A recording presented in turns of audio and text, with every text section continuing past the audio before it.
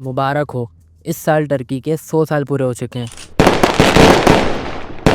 آج سے ایک صدی پہلے 1923 میں پہلی جنگ عظیم کے بعد ترکی نے آزادی حاصل کی، اور آج بھی اسی دن کو ترکی میں جذباتی اور شاندار طریقے سے منایا جاتا ہے۔ امیزنگ رائٹ، لیکن ترکی کی آزادی باقی ملکوں سے بالکل ڈیفرنٹ تھی۔ دنیا کے زیادہ تر ملک برٹش، فرینچ یا اٹالین حکومت سے آزاد ہوئے، لیکن ترکی نے آزادی عثمانیہ خلافت سے لی۔ آج سے 100 سال پہلے ترکی کے فاؤنڈر مصطفی کمال اتاتürk ترک نے عثمانیہ خلافت کو ختم کر دیا اور آخری خلیفہ کو ملک سے نکال دیا۔ ایک نظام جو کہ 1300 سال سے چل رہا تھا وہ ہمیشہ کے لیے ختم ہو گیا، اور خلافت کے آخری خلیفہ سلطان عبد المجید اپنی فیملی کے ساتھ ترکی چھوڑ کر چلے گئے۔ یہ عثمانی خاندان تھا جنہوں نے 600 سال تک صرف ترکی نہیں 3 کانٹیننٹ پر حکومت کی۔ لیکن انٹرسٹنگ بات، جسے آج ہم ترکی کہتے ہیں، وہ اصل میں ترکی تھا ہی نہیں۔ ترکش لوگ اصل میں سینٹرل ایشیا سے آئے تھے، جہاں آج قزاقستان، ازبکستان اور ترکمنستان ہے، اور اس وقت اناٹولیا میں گریکس اور رومنس رہتے تھے۔ ان کا دنیا میں کوئی خاص اثر نہیں تھا، لیکن پھر اسلام آیا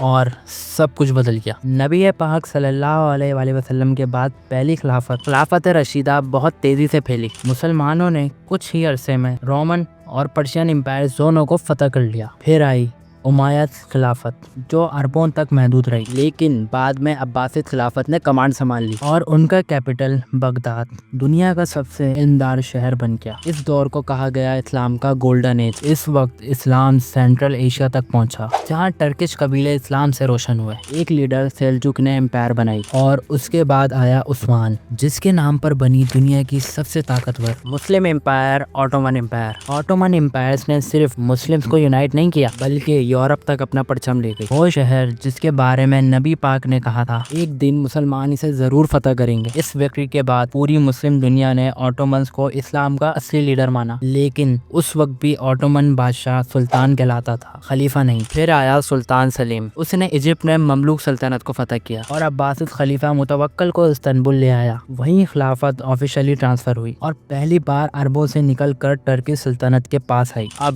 آٹومن سلطنت بنی۔ آٹومن خلافت دنیا کی سب سے بڑی سپر پاور، لیکن جب طاقت انتہا پر پہنچتی ہے تب زوال شروع ہوتا ہے۔ یورپ، جس کو آٹومن کے سامنے کچھ نہیں سمجھا جاتا تھا، اب آگے نکل رہا تھا۔ کرسٹوفر کولمبس انڈیا ڈھونڈنے نکلا، لیکن امریکہ ڈسکور کر گیا۔ یورپ کے پاس دولت اور ریسورسز کا سمندر آ گیا۔ آٹومن اندر سے کمزور ہونے لگے، ان کے خلافہ بلونڈ اور بلو آئی دکھنے لگے، کیونکہ ان کی ملکائیں یورپین ہوتی تھیں، یوکرین، گریس، رومانیہ سے۔ ان عورتوں نے طاقت حاصل کی اور خلیفوں کو اپنی سیاست کا حصہ بنا لیا۔ کوسن سلطان، ایک ملائکہ نے اپنی کرسی بچانے کے لیے خلیفوں کی جان تک لے لی۔ یہ پالیٹکس 100 سال تک چلی اور امپائر کو اندر سے کھوکھلا کر دیا۔ لیکن سب سے بڑا نقصان تو تب ہوا جب یورپ نے پرنٹنگ پریس ایجاد کی۔ یورپ نے نالج ہر گھر تک پہنچا دیا، لیکن آٹومن علماء نے اسے حرام کہہ کر بند کر دیا۔ 100 سال تک پرنٹنگ پریس بین رہا، اور جب تک مسلم دنیا جاگی یورپ بہت آگے نکل چکا تھا۔ اس وقت کا یہ فیصلہ اسلامی دنیا کے لیے سب سے بڑا لاس تھا۔ پہلی جنگ عظیم آئی، آٹومن امپائر جو کبھی 3 کانٹیننٹس پر تھا صرف چھوٹے سے ٹرکی تک رہ گیا۔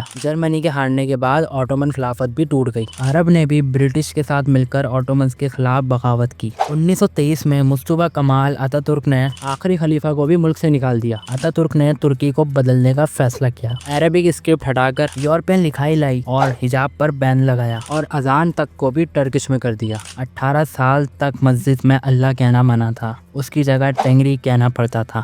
جو بھی اس کے اگینسٹ جاتا اسے فوج ہٹا دیتی تھی، اور یوں 1924 میں دنیا سے خلافت کا نظام ہمیشہ کے لیے ختم ہو گیا۔